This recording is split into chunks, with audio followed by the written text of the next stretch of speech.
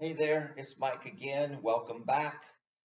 So at this point, we've learned how to log in and we sort of know what data and what images are asked of us to do this first chapter, this first segment of our summary biography.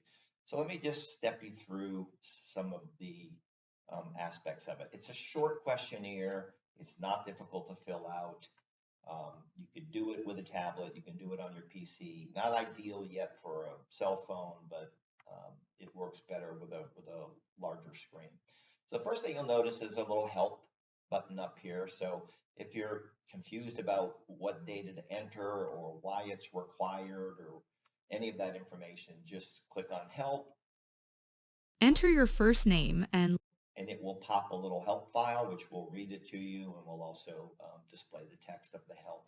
The other thing you'll notice over here is a little feedback button. We love feedback.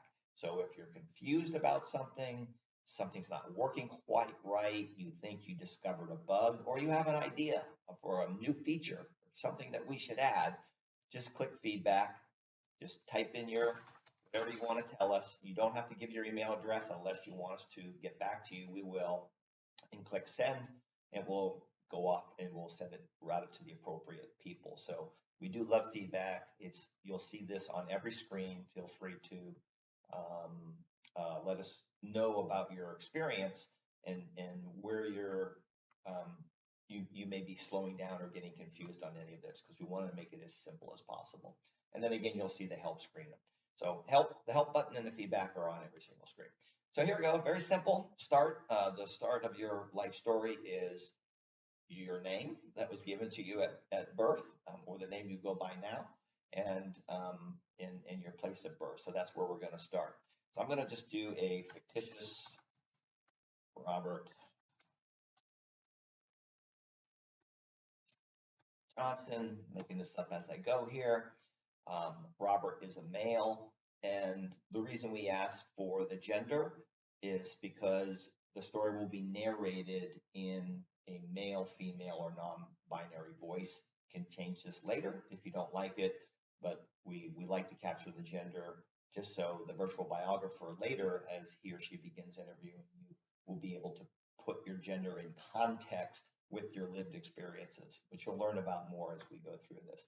So Robert goes by Bob. So if you'd rather have your virtual biographer, the narrator of your story, use your nickname versus your full name, go ahead and put it in there. Now you can upload a photo or you can just skip it. You can literally just enter the data first and then go back and then play the story and say, oh, I see what the narrator is saying on each of these stories. This photo would be good here. This photo would be good there. But I'll go ahead and just suggest what photos work really well for the first narration. Remember, it can all be changed later. You can rearrange the slides. You can change the photos out um, and put it in whatever order you want. But to get started, it's always good to have a template in place for your life story, and that's what we've done here with the Leaf Summary Biography. So I'm going to just click Upload Photo. I'm going to go in. I've already got some folders set up. Chapter 1, Profile Picture, and here's Bob Johnson's reasonably current photo. So Bob's got his photo entered, he's got his name entered, and his nickname, and he goes to the next screen. So that next one is your birth date and where you were born. It's obviously the start of your life story. It all started here. And so I'm just going to go ahead and say Bob was born right around 1956 in May 16. So you put in your actual date. And Bob was born in Portsmouth, New Hampshire. Beautiful place, been there, love it. And I can click submit and go on and just keep filling out records at this point. But you remember in the previous tutorial, we provided some suggestions on what photos should be uploaded with each record, and I'm going to do that now. So the first one I'm going to upload is my birth. So I'm going to put in Bob's birth picture, and you see when that's uploaded, it takes over the screen here. The placeholder gets replaced, the placeholder image gets placed with the image that you upload. So a nice picture right around your birth is good for your first picture. Your second picture, it's great to put in, if you recall the little tutorial, put in the hospital, maybe a picture of the hospital you were born in. You can usually Google that, Google images, and find one around the time you were born of the hospital you were born in, or the street that your parents lived on. My parents had a picture of their house and their street when I was born, which is great for the story. A map of Portsmouth, for example, New Hampshire, on the U.S. map, large, so people can get a sense of where in the world you were born. So that's a good second image. And then the third image that we suggest are one of siblings, because the narrator is going to tell your audience your lineage. Were you firstborn? Were you secondborn? Where were you in the lineage? And it's nice to have a picture of you and your siblings together. So that would be the second record, and you would click submit. And the next one is your parents. So we're going to say was Betty Johnson. And Betty was born around 1931, I would say. That's about the age back then that people had kids. So we're going to say Betty was born in 1931, February the 15th. Okay, so we've got mom in there. And then we do the same for dad. And we'll just say George Johnson. And his date of birth, usually the men back in those days were usually a few years older than the women, not always, but we'll go ahead and put in, let's see,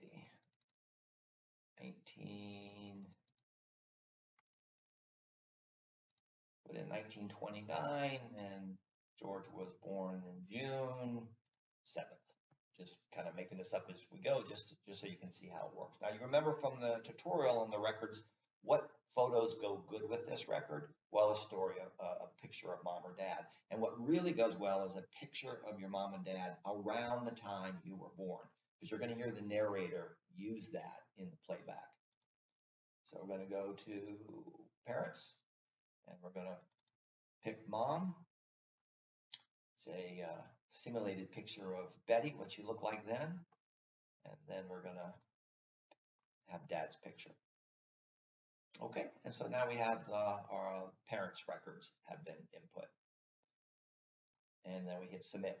Now you notice we start having these record cards, kind of like, remember the old card catalog or file folder system we all grew up with? Well, that's what we do with leaves. We create a record card for everybody that you're related to, you're associated with, your parents, your kids, your grandkids, your great-grandkids, even your pets, you'll see as we get going.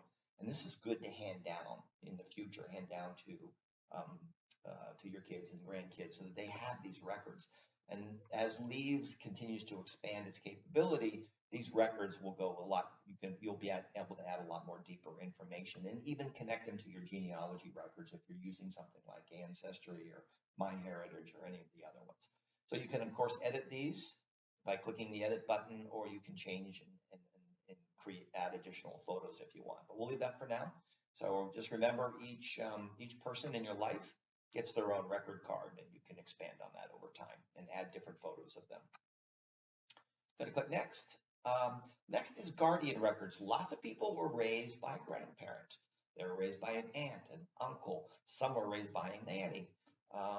And so if you want to put guardian records in there, you can. You would just click add guardian if you were raised by someone other than your parents, or you were raised by your parents and someone else was always a very important part of your childhood and raising you, like such as a grandparent.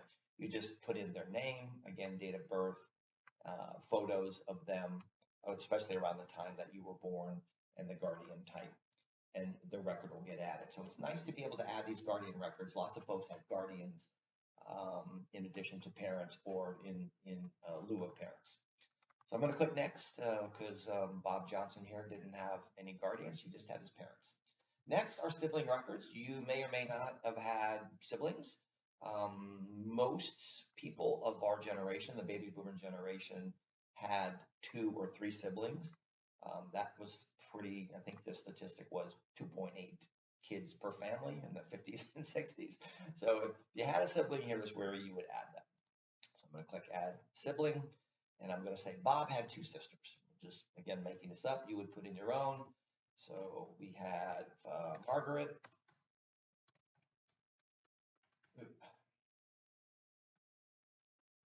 Johnson, and was a sister, and Margaret was born before, we'll say before Bob was born. I think we put Bob's in at 1956, if I remember right. I'm going to just say Margaret was born in 54 in August 9th. Just making it up as we go. And it's a sister. And I'm going to add a picture here of Bob's sister, Margaret. And I click submit. And we've got a record card for Margaret. So it would be a record card of your brother or your first sister. And you do, if you have another one, we're going to add another one. Let's say Denise Johnson, sister. And was going to be born after, say we're born 1959 in March 25th. I'm going to upload a picture of Denise. And there we go. Click submit. And we have our record cards of our siblings. Click next. And this will be the last record that you have to enter for chapter 1. See how fast this went along? So you can add school. Now, as Leaves expands, it can get real detailed interviewing about grade school, about kindergarten, about middle school, and who your friends were, and your teachers, and all of your experiences growing up with these schools, good, bad, or indifferent. But for this summary biography, the only thing the narrator would like you to put in is your high school information. So we're going to say that Bob graduated from Portsmouth High School. And he would have graduated, let's see, I said he was born in 55, 65, right around, let's say 1970, when he would have been there. He would have been there around 1970. Usually school starts in September. And 70, 71, 72, 73 would have been out in 73. And usually June is the graduation. And it was, he grew up and went to school in Portsmouth.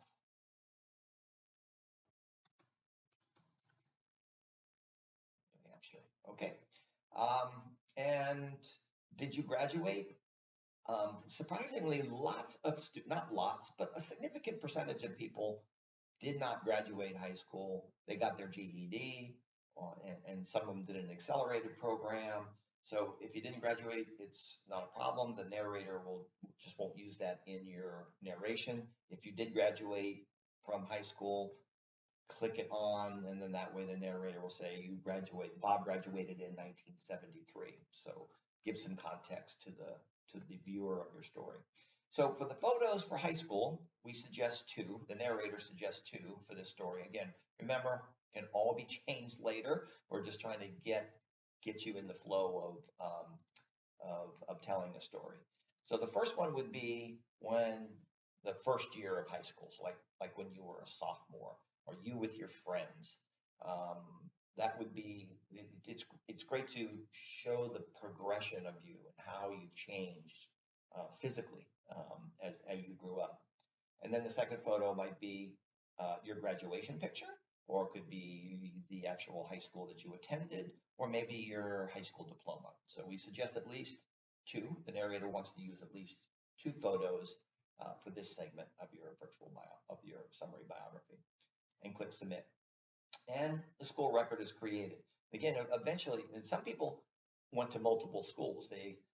My parents moved around a lot. Fortunately, I went to like 3 different middle schools, so I would put those in. But unfortunately, I only went to one high school, which is great. So if you attended multiple high schools, you can add it and put it in here. And again, later on, as we expand leaves and you get your own virtual biographer to interview you about your formative years and growing up, you can put in the grade schools and middle schools and all of that stuff. Okay, so I'll click next, and you're done with chapter 1. Wasn't that awesome? Just put in some records, we uploaded some photos, and now we can play the story. So it says, awesome job, Robert. You now have an interactive map timeline of your formative years. And then when you're ready, we'll go to the next stage. So what do we have here? So this is what we call the end of chapter 1 or intermission 1. So we can play the story to this point, preview it. We can share it. If you click the share button, it generates this cool little link, and you just click copy to your clipboard, and then you go and you paste it into your browser, or you send it to anybody, and it will bring them, just like a YouTube link, right? It'll bring them to the story, and now your viewer can view the story that you've done to date. They can see your map and they can see your timeline, which we'll see in a minute, but we can just play it here. This is an introduction to the life and legacy of Robert Johnson. Most of his friends call him Bob. He is 67 years young this year. A life well lived is a story worth telling. Let's start where it all began. It was the year 1956. May 15th to be exact. Known as the Golden Age. Color TV was invented, and the polio vaccine was developed. Dwight D. Eisenhower ran the country. While Que Sera Sera, Whatever Will Be top the music charts. Over in the town of Portsmouth, New Hampshire, 27-year-old George Johnson and 25-year-old Betty Johnson prepared for Bob to make his grand entrance. He was a welcomed addition to the family and to the baby boomer generation. Bob was one of 3 children. Margaret was born in 1954. Denise was born in 1959. Bob grew up when Gunsmoke was the TV show to watch.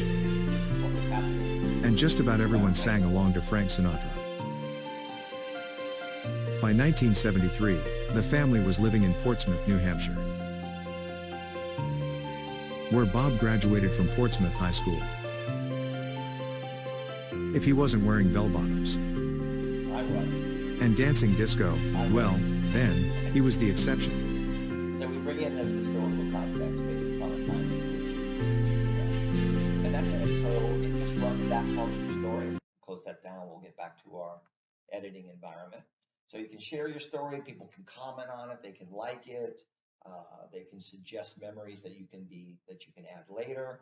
So you can see how this begins to unfold, this great recap of who you are and the life you've led and the times in which you've lived. So we do have these other features up here, which are very cool. One is the timeline. So I'm going to pop that open, and it's going to, oops, I didn't click it right. There we go. It pops a window, and it's going to show an interactive timeline of their life story to date. So it starts with your father's birth, then it goes to your mother's, your siblings, your birth date. And you can click on any of these records, and it pops the card, and you can add additional information to your timeline. You can edit it, you can add additional photos. We're going to be expanding a lot of things you're going to be able to do with these records once you've created your timeline. So that's a pretty cool little feature, and you can export this and share it. And then your map. This is an interactive life map of places you've lived and worked. So Portsmouth High School, that's the big one here, and also where you were born shows up. So you can create these points of interest: homes, schools, places worked, places traveled, and share it with your family, and they can drill down and see all of these places that you've been in the world or the country or your town. So that's pretty much what you can do with leaves up to the first chapter. By the way, we do have the records here, so if you want to call up any of these records, remember we entered all of these. These are the ones that will come in chapter 2 and chapter 3, but you can always just pop right back into any record and edit it, jump around. You don't have to be, arrowing back and forth. You can just jump to any record once you get to the intermission screen. So that's chapter 1 of your summary biography. Your birth, your parents, your siblings, and a little bit about your school, all told within historical context, and then it gets better. So stay with me for the next tutorial, and we'll cover how to prepare and create a great presentation for chapter 2. See you next time around. Bye for now.